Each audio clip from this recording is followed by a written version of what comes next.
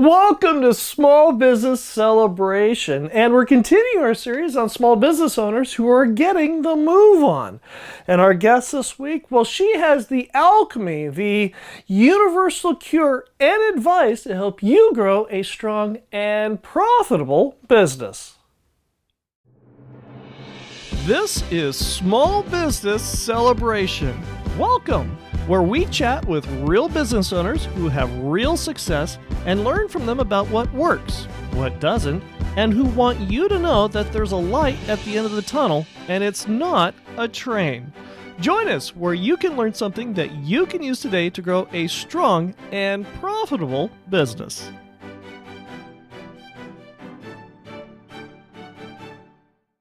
Welcome to Small Business Celebration, and our guest this week is Alison Hickman, the owner of Alchemy Interiors and Events. Welcome to Small Business Celebration. Thank you for having me. For visionaries who don't know who you are you and what is it that you do? Well, exactly just what you said. So I'm Alison Hickman and I do interiors and events. So mostly here locally, and I think we're going to talk a little bit more about what I do, so you'll have to stay tuned, I guess. Tune in to find out. Exactly. That's right. Sometimes we get this perception of an event planner. It's somebody who sits there and they do parties and weddings and birthday parties and bar mitzvahs and that sort of thing. Is that what you do? Yes and no. Okay. So because I do events and interiors, I am a little bit more specific about the events that I do. Like what kind?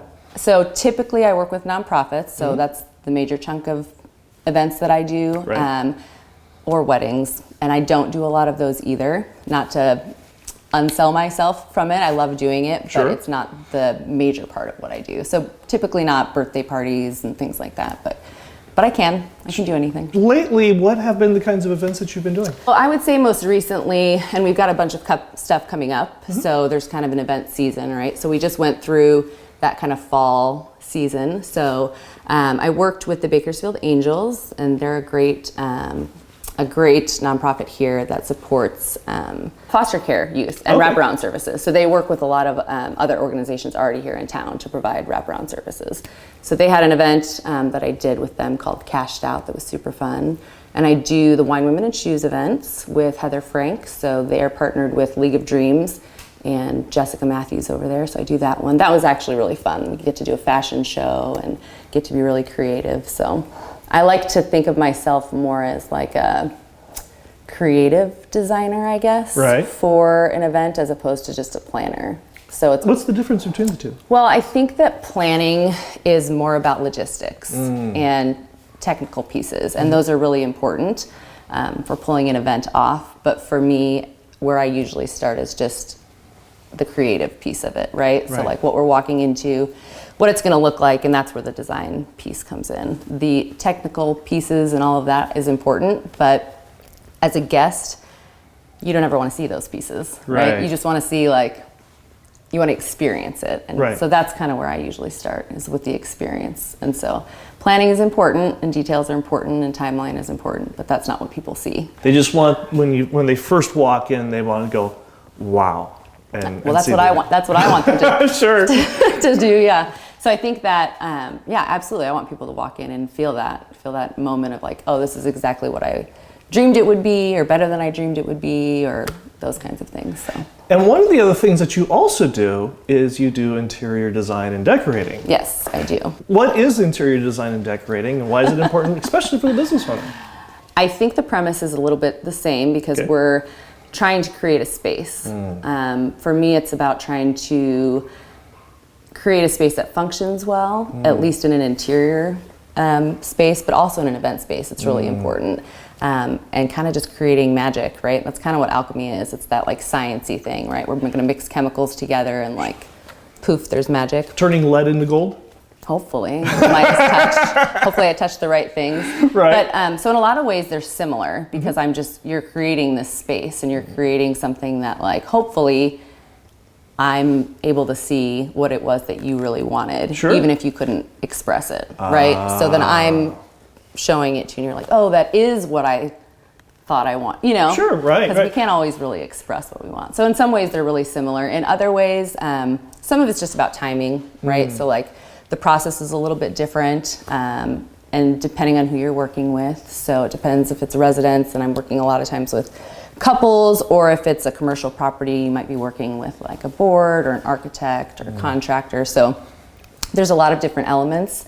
And even with events, it can be the same way, right? So like if I'm throwing a wedding, or doing a wedding for somebody, there's moms and dads and brides and grooms and all those kinds of things, and people that you really have to be able to manage. Right. And then for nonprofit events, we've got committees and boards, and so I'm an opinion manager. There it is. Okay, right. Yeah, in either scenario. But it also sounds like the palettes, the tools that you use for the two are actually very, very different. Because on one, you're dealing with fabrics and florals and catering, and the other ones you're dealing with paint and stucco and tile and that sort of thing. Sure, there's different elements to it, but I would say at the same time, like those products that you're talking about, I mean, those are just the elements that go into creating whatever that space is. So it doesn't, it doesn't always matter what the product is. Okay. Right? It's just more about the space that you're creating. So yes, there's different tools that I use, but actually I use a lot of the same tools. How so? Well, with design and how I do things, I draw. I think terribly, but I do draw. So that's you scribble on a napkin and people get the idea? I actually do. I'm a napkin drawer. And the worst is that I'm also a coffee spiller. Onto the napkin that you draw. So I often lose that. But typically when I walk into a space or for an event, and it might not be the first time, but I try to like walk through it in my mind, and then I draw it, usually poorly, but but I do. That's where my process kind of starts. Right. And then it depends on the job. So I try to get other people involved that are better at doing things that I'm not good at doing. Right. Sure. So if I need an architect, or if I need somebody to render something for me or really draw something, then I pull in people who can do those things better than I can. Right. But it does start in the same spot. It starts with me drawing something, and my favorite part is at the very end, like when I walk into an event and my little napkin like sort of looks like what I did. That's my favorite moment. Have you had that opportunity where you've taken the napkin and you've held it up? Well, I did, yes. So I drew one time, I was working on a project for Laurel Glen Bible Church, and I definitely drew it on a napkin. Right. Just a wall, and I tried to draw the wood and like what the wall was gonna look like, and I drew the couch and all the things. And then we had a photographer come take the pictures, and it almost looked like, my scribbles, I don't know, but I was like, it's the same work, But even with flowers and events, for the Boys and Girls Club for a number of years, they still do the Farm to Tableau event. Right. And it's kind of the idea of just this living art and making art come alive, which is kind of just what I am doing anyway. Sure. And, but I drew, we were doing Van Gogh's Starry Night. And so I kind of was like, how do I make flowers look like stars? And like, how do I make people feel like they're walking into that moment, I guess. Right. But it's really fun when I draw it. And I think people think I'm crazy, right? Because they're like, I have no idea what. They look at you as you're trying to describe what it is, and they look at you like a dog going, arr? Yeah, because you can't ever really describe it. Like I can't really get it out like exactly what it's going to be. I'm like, it's going to be like the painting, but hanging from a bar over the table, And I get a lot of like, are you sure? But then when it does come to life and the things are hanging from the bars over the table, and you know what I mean, then it's that like, oh, it worked. It's like a magical moment. So, and then other people get to see it too. They're like, oh, I get what you're saying. Okay. Can we hire you again next year? Oh, yeah, hopefully. That's always the goal. Yeah, I haven't been fired from an event yet, I don't think, so we'll see. And if visionaries want to get in touch with you, how do they do that? Probably the best way is just to email me, and I don't know, do you guys put things on your whatever? Right. So alchemy_design@outlook.com. You can email me or check me out on Instagram, and that's probably the best way. And for those who are grammatically challenged like myself, how do you spell alchemy? Gosh, you know what? It's not funny, but I almost can't even spell my own children's names because I can't spell at all. So I usually have my husband back me up, but I'm pretty sure I can spell it. Alchemy. Alchemy. Alchemy. Yeah. Very good. Yeah. And if you enjoy Small Business Celebration, go ahead and like, subscribe, and notify. And when we come back, we're going to start out with our first Visioneer question. And I have to admit, this one has been rather controversial. And so this is going to be a lot of fun to talk about when we come right back. California's CalSavers program due date of June 30th is just around the corner. And if you don't have a retirement plan set up for your employees by then, you could be in real trouble. Fortunately, you have options. You also have a contact that will help you and your business with your best intentions in mind. Call Debbie Charpentier of Charpentier Wealth Strategies at 661-322-5204 or visit her at charpentierwealth.com and discover what plan she can help you with that will keep you in compliance and provide for a better future for your employees. Call Debbie Charpentier of Charpentier Wealth Strategies at 661-322-5204. That's 661-322-5204 or visit her at charpentierwealth.com today. Debbie Charpentier is a registered representative of Lincoln Financial Advisors Corporation, a broker-dealer member SIPC, and a registered investment advisor. Charpentier Wealth Strategies is a marketing name for registered representatives of Lincoln Financial Advisors, CRN-4200694-011822. I'm here with Alison Hickman, the owner of Alchemy Interior and Events, and our Visioneer question comes from Mandy, who asks, I get all of my business and referrals from Instagram and Facebook and nothing from my website. Do I need a website anymore? So I know you said that was controversial, right? It is, because there's a lot of people that say, if you're going to be in business, you must have a website. Well, I don't think there's anything that if you're going to be in business that you must do, right? Okay. So I think that if you feel like you're getting all of your referrals from Facebook and Instagram, do you need a website? Maybe you don't. Right. But I would walk through it the same way that I walk through a space. Close your eyes and imagine that you're the client. Okay. Okay. All right, like sure. I mean, that's what you're trying to do. You're trying to solve a problem anyway. So like, I would imagine, I don't know what she does or what you're selling or what you're doing, right. But is it helpful as a customer? If I go to your Instagram site, am I going to get the information that I need from Instagram? Or do I need to be able to click on your site to go to your business? And some of those things, I don't have a website, and some of it is just because I haven't done it. Does it mean that it would be like helpful and productive for my business? Probably. But if it's not working for you and you get the business that you want, or you're getting the business that you want, I don't think that you necessarily need one, right? So, and what are you putting into it? Right? Like return on investment, how much time is it taking you to do this website or navigate the website? Is it easier to not have it? I don't know. What are you paying for it? And how often do you have to keep it updated and fresh and current? And if it's not doing anything for you, maybe it's not doing anything for you because it's not great. That's, so you might want to explore that. Sure, right. But there's a lot of websites, you can click even from Instagram now, and you can create like, the buy it now and those kinds of things that those websites are already kind of pre-built to help you do that. Right. And there's some great like social media type apps that can help you design what you're putting on social media. Right. Just make it really easy to do.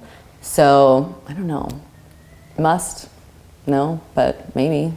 You've been doing this for what, 3 months? I was like, where's he going with this? 20 years? You're aging me. Or to Why Alchemy? That's an interesting question. So I actually took a little trip, and this isn't a war story trip. It's a good trip though, I think, for Visioneers, right? That's what we're calling it. Right. Sometimes I like to tell people, like, don't be afraid to go. So I had a bad day, a bad war story customer, and I just kind of was like defeated about it. Like, why am I doing this? Right. So I took a road trip. That's where we're going. Is that I took that moment and I told my husband, I was like, I just need to go. I just need to leave and figure out, like, what am I doing? Right. So I took a little trip, went on a drive by myself. It's fun. You should all do it, right?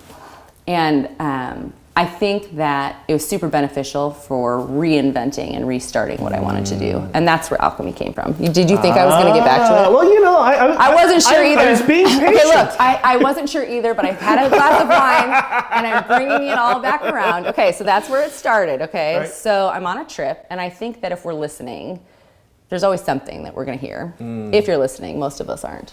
So I think I needed to go away so that I could kind of listen and see. And so there'd been little like clues along the way of what I wanted to do. And I was trying to like, do I reinvent myself? Do I like open a storefront? Should I be a teacher? Like, this is all the stuff. I'm like, what should I do? Do I just need a paycheck? I don't know. So I took a road trip and I stopped at all kinds of places, like just kitschy little cute places. And I took pictures and you know what I mean? And I wrote down like, what did I like, what I didn't like. Sure. And just drove around. You know that song, like, do you believe in magic? Right. Do you believe in magic? Whatever that was on. Sure. And I was like, so all these different songs started like coming into my head. And so I write them all down. And then one thing leads to another, because if you start Googling like song lyrics and you start reading things, then all of a sudden there's like the word, right? And you're like, oh, that's what it is. Right. So I was Googling in the universe, like magic and creating magic, and like, what does that look like, and like, what does that have to do with me, and whatever. And alchemy came up in the definition. I should probably look it up. You should all look it up. Look at the definition. But it's just that idea of like mixing things together and kind of creating magic. I think it has this kind of I don't know, like negative a little bit, like that magic, like, ooh, like, I don't know, bad magic, but it's not, for me, it's more just about like creating something that wasn't there before, that maybe somebody else didn't see, or maybe they weren't looking at it the right way. Right.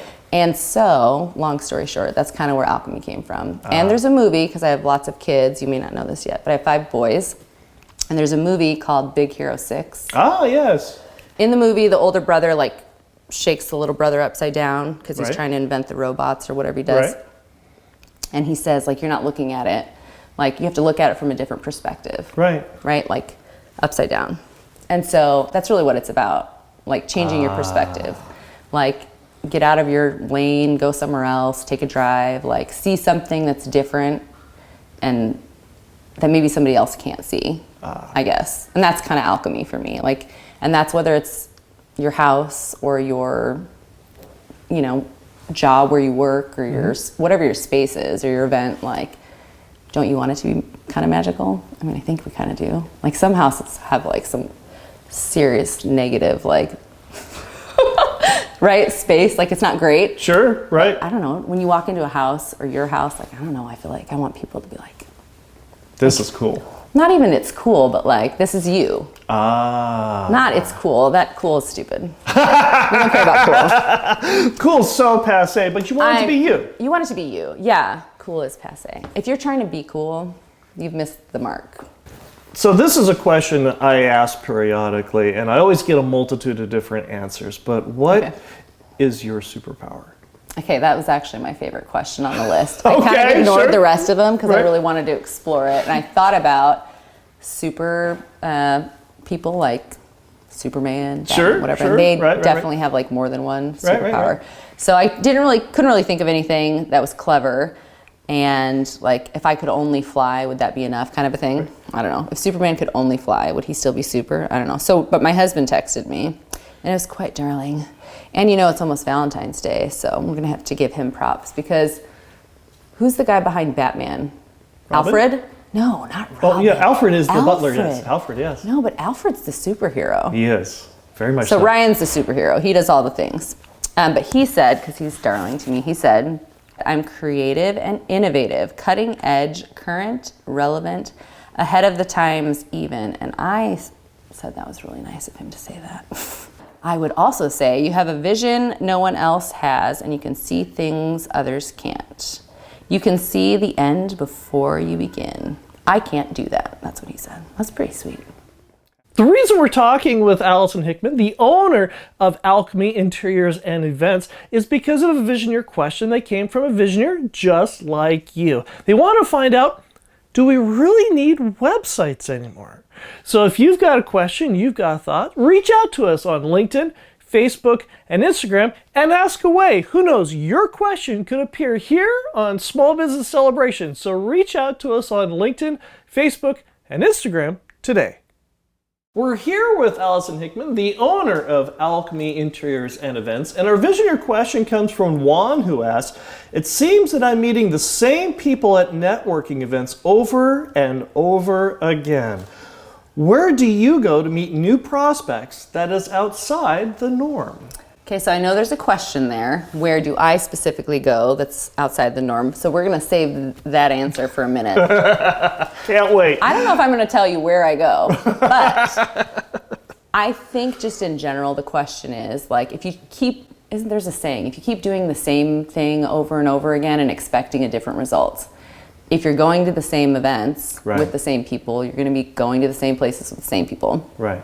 I think, too, before I, again, answer the question, I think that we oftentimes, when we're starting something new or a business, networking is a great thing to do. We need to know our peers. We have to know our competition. We need to have those relationships. Right. And there's a lot of ways to do it here, right? There's chamber mixers, and there's rotary, and there's all kinds of things that you can do, right?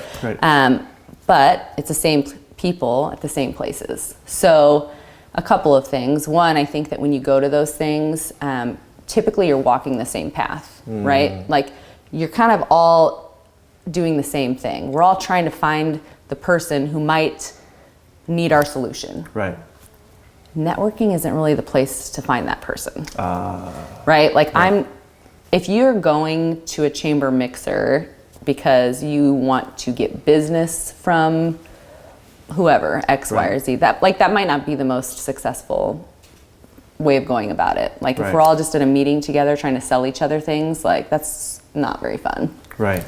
So I think that going to those things can be prudent and helpful. I think that you can meet people that you should develop relationships with and continue on because you are in the same, right? You're trying to do the same things. Right. So find people that are doing the same thing or similar things to you and be friends with them, right? Like the best people that can help you are people who have already done it before you. Right. So develop those relationships because they will help you. And then if really it's just a sales thing, networking is that's maybe not the place for you. I don't think that I don't go to something and think that you're going to buy something from me, right?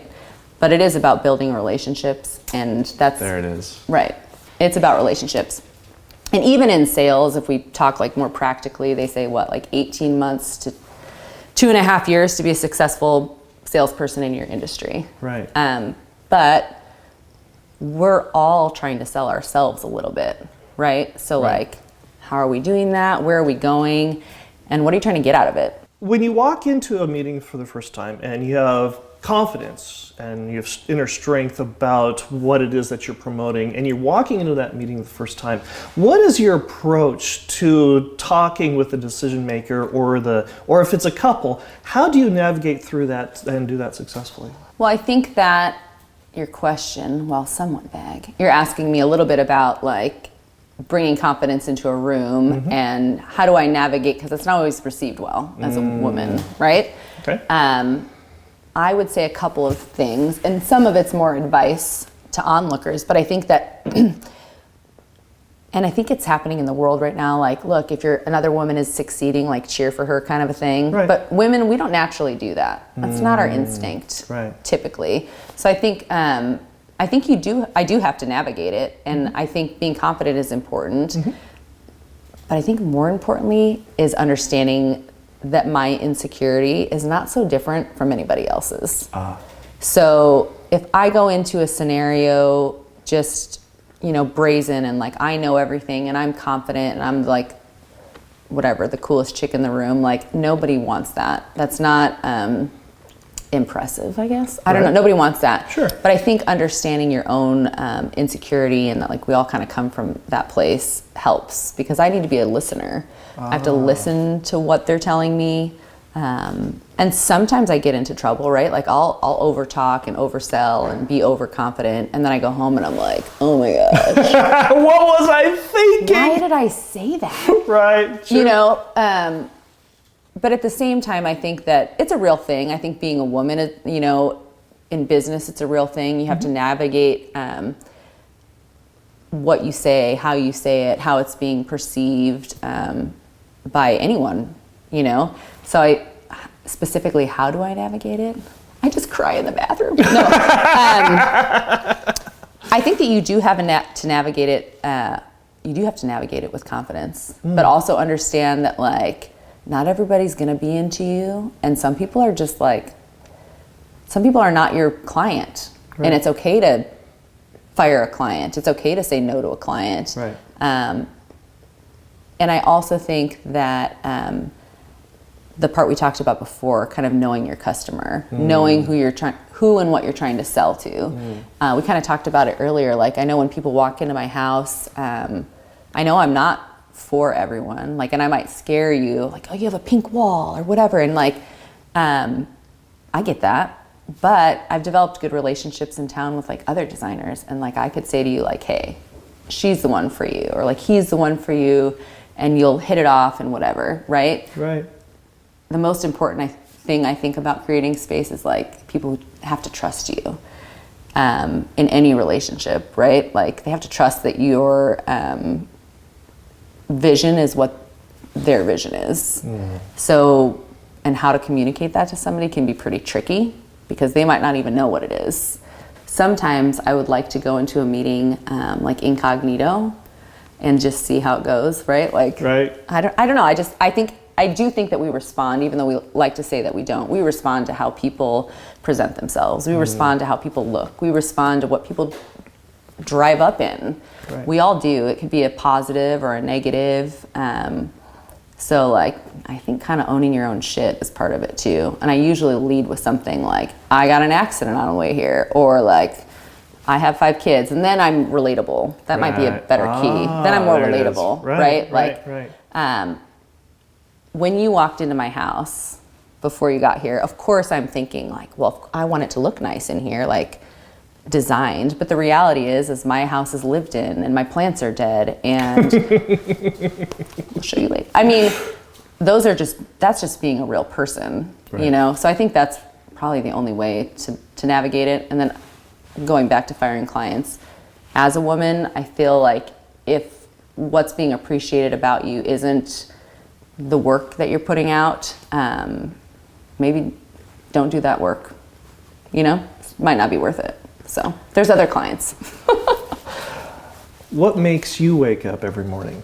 What makes you wake up every morning and open your business? Okay. What if I just say I want to get paid? I'm kidding. Well, it wouldn't be a lie. No, I think that there's a couple of things. My coffee cup I had out here said like, do more of what you love. I mean, if you're not, I think that everybody has things that we have to do, and we have to work, we have to get a paycheck, and there's jobs that I don't want to take and things I don't want to do. Right.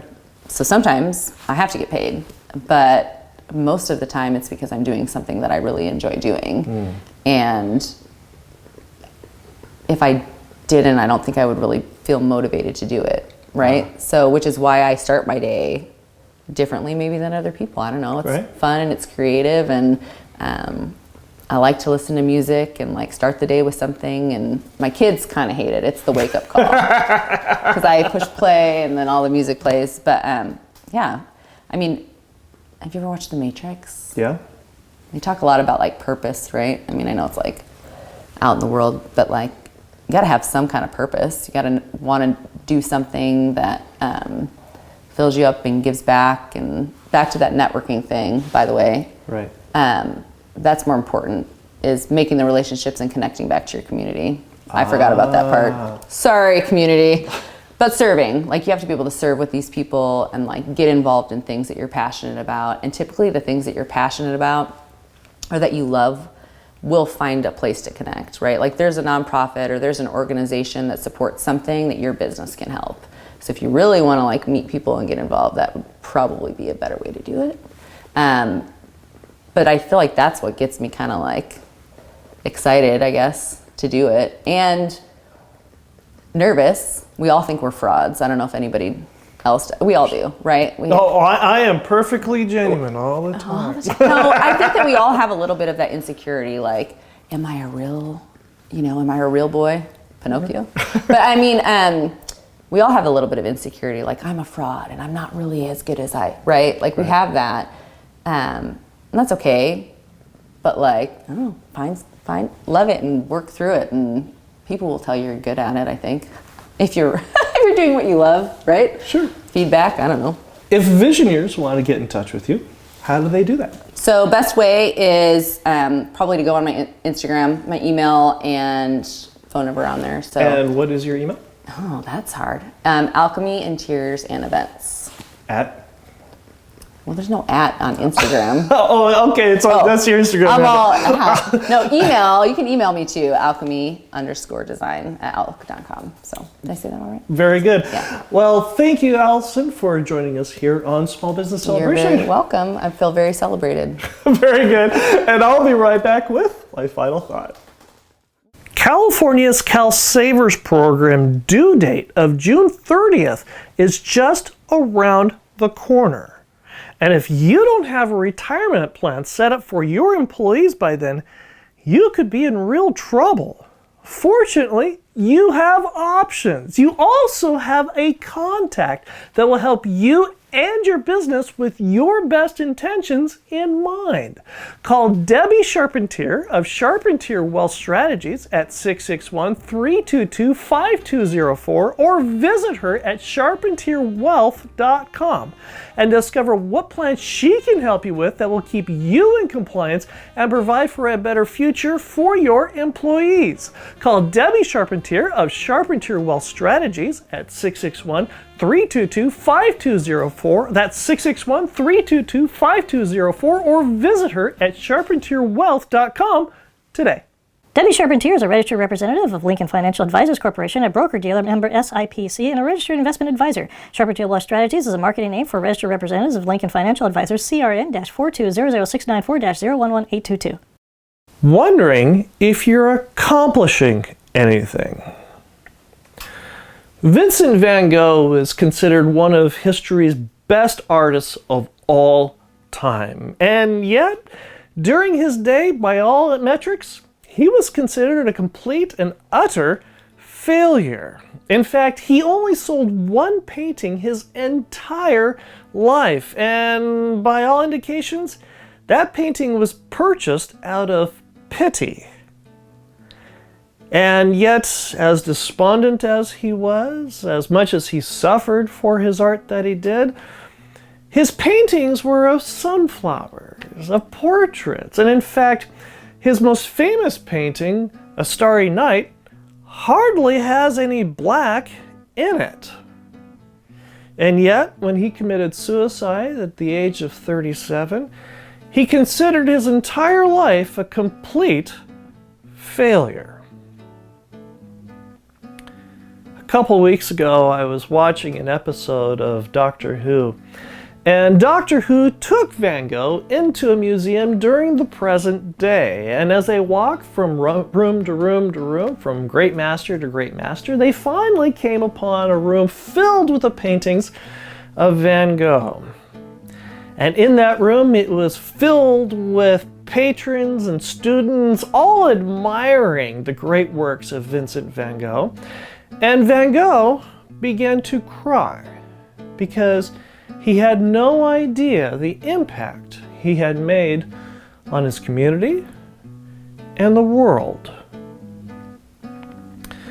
Earlier this week, I spoke to a couple different business owners, and they're having kind of a rough time right now. And they were wondering out loud if what they were doing with their business was making an impact. Was it accomplishing something, anything? Was what they were doing making a difference? Well, I remembered this episode from Doctor Who, and it made me remember it doesn't matter how hard it is. Every person you talk to, every person you serve, you're actually making an impact on somebody. You are making a difference. I hope you enjoyed our conversation this week with Alison Hickman, the owner of Alchemy Interiors and Events. And I hope you learned something that you can use to grow a strong and profitable business. And we'll see you here again next week. By the way, what did the one wall say to the other wall? If walls could talk, I mean. No, they simply said, I'll meet you in the corner. Oh, all right. I feel like I see that on your note. There it is. I should have read the note. Damn. Welcome to Small Business. When you walk into a meeting and for the first time, and you walk in to, when you walk into a meeting, when I walk into a meeting for the first time, and I say, my name is Allison Hickman, and I have been sober for 3 hours. No, but